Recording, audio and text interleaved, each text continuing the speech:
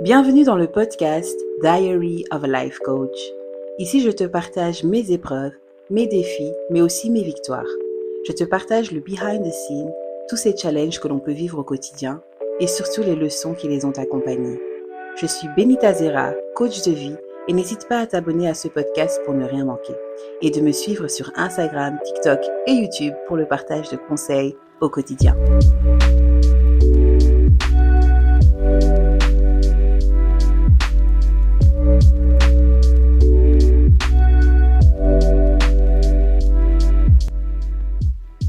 Hello ma belle, j'espère que tu vas bien. J'aimerais vraiment te souhaiter la bienvenue dans mon podcast qui s'intitule Le journal d'une coach de vie. Pourquoi est-ce que j'ai intitulé ça ? Parce que c'est vraiment un podcast que j'avais à cœur de faire depuis longtemps pour pouvoir partager en fait vraiment à cœur ouvert, en toute transparence, mes accomplissements, mais aussi mes challenges, mes défis au quotidien. Parce que c'est vrai que quand tu te lances en tant que coach, tu fais partie de ces personnes vers qui les gens se tournent pour demander des conseils.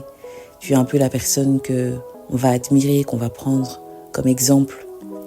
Et on pense que voilà, tout nous réussit comme avec des claquements de doigts. Mais voilà, on a aussi nos challenges, on a beaucoup de courage qu'on a dû avoir pour pouvoir passer à l'action, pour pouvoir relever des défis. Il y a des moments où on échoue, il y a les échecs avec lesquels on apprend à dealer aussi. Et aujourd'hui, je parle comme ça parce que c'est un peu par expérience, mais je sais qu'au moment des épreuves, au moment des challenges, au moment de l'échec, c'est très difficile. C'est très difficile et en tant que coach chrétienne, il y a aussi cet aspect de la foi qui pour moi change tout en fait. Qui change vraiment tout parce que je pense que sans la foi, je pourrais pas tenir. Et donc voilà, je te souhaite la bienvenue dans ce podcast où je vais réellement te partager toutes ces petites choses qu'on ne voit pas toujours sur Instagram. On partage pas mal de choses, mais il y a souvent derrière le décor qu'on ne voit pas réellement. On ne sait pas réellement comment ça se passe. Donc j'ai voulu te partager ça, pas pour juste afficher, mais c'est purement pour édifier, pour aider une personne qui est dans le besoin, qui a besoin peut-être d'entendre ce challenge que j'ai vécu et comment j'ai réussi à le surmonter. Et vraiment, c'est dans ce but-là que je partage. Alors, pour me présenter, moi c'est Benita, je suis coach de vie chrétienne.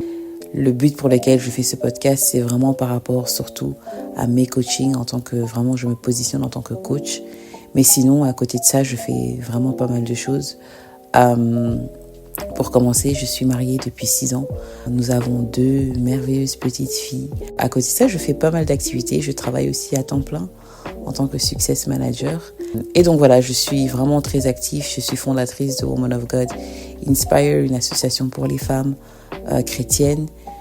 Et voilà, on a organisé 3 conférences jusque-là. On était en stand-by parce que voilà, j'avais accouché de ma 2e fille. Et donc, pendant un moment, il fallait se recentrer d'abord sur d'autres choses. Il fallait se concentrer sur la famille. Maintenant, petit à petit, je commence à revenir et je recommence aussi à coacher.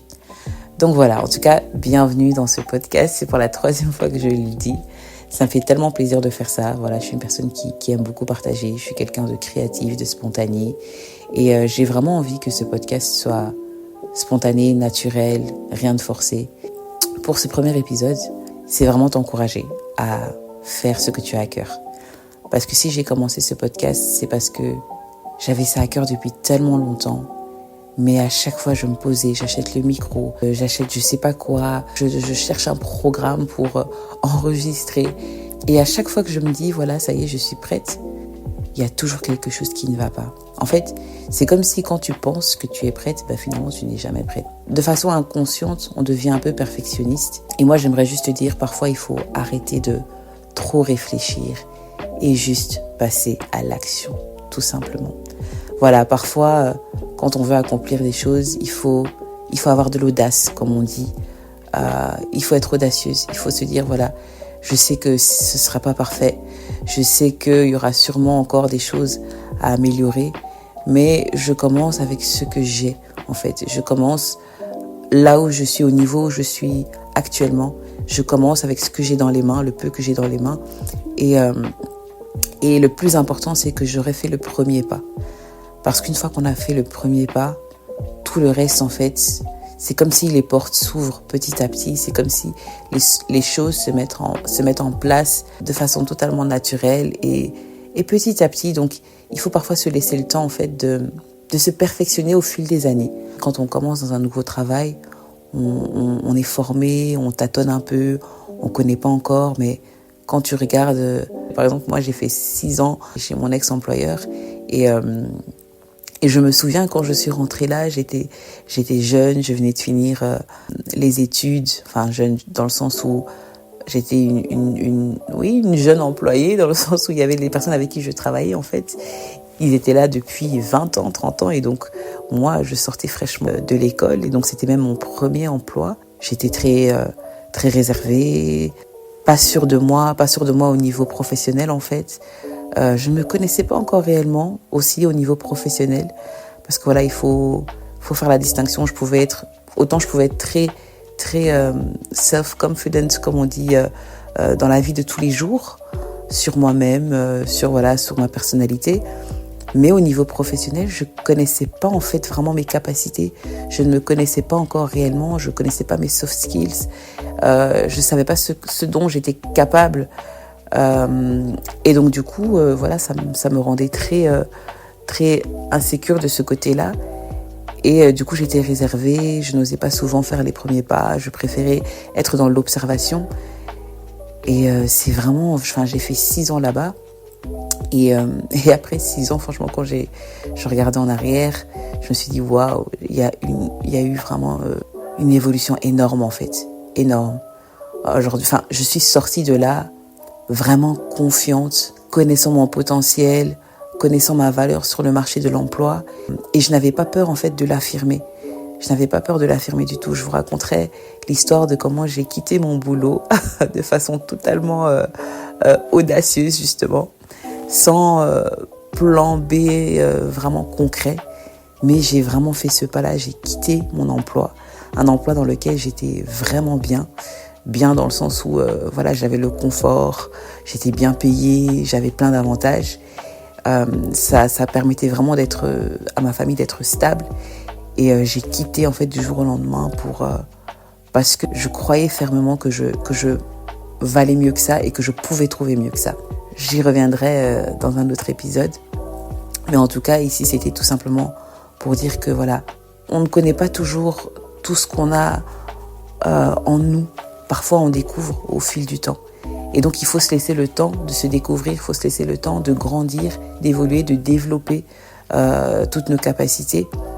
Et alors, c'est pour ça que moi, je dis toujours, ça n'empêche que tu peux commencer déjà avec ce que tu as maintenant.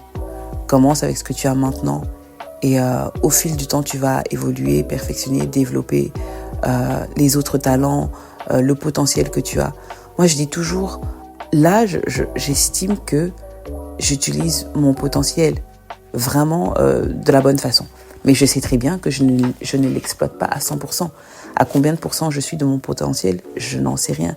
Seul Dieu le sait. C'est quand tu vis la chose que tu réalises que tu es capable de supporter et de même surmonter cette chose-là.